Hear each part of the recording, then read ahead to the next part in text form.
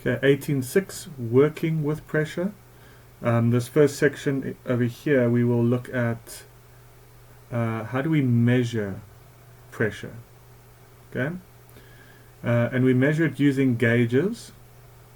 Okay, gauges. And a pressure gauge, you have a pressure gauge and a vacuum gauge. Pressure gauge measures pressures greater than atmospheric pressure, and a vacuum gauge measures pressures less than atmospheric pressure. Okay.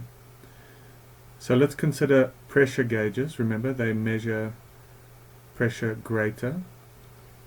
Now, the basic concept is that these gauges are devices, okay, that inside of them there is this chamber that changes shape based on the pressure inside of it, right?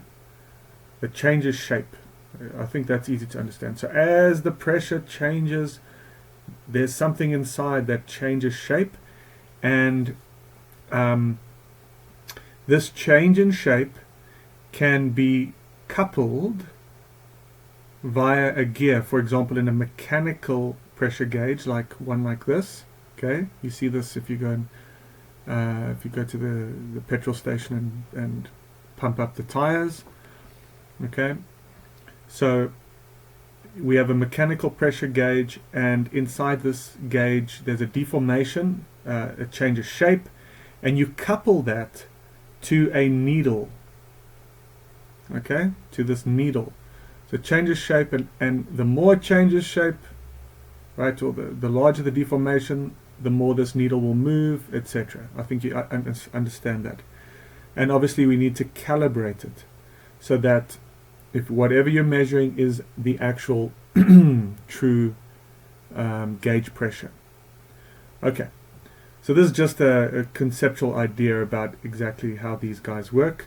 But now this is important.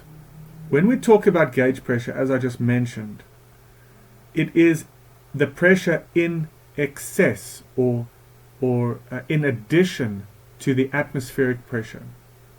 So if you go and you pump up your tire at the petrol station, okay, or whatever machine you're using, and you're using this kind of a pressure gauge, then what you're going to be reading is not the total pressure that's inside the tire, but you're going to be reading the pressure that is in excess of the atmospheric pressure.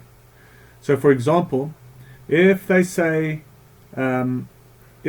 whatever the pressure gauge is reading, you need to add on atmospheric pressure to get the total pressure that's inside that tire.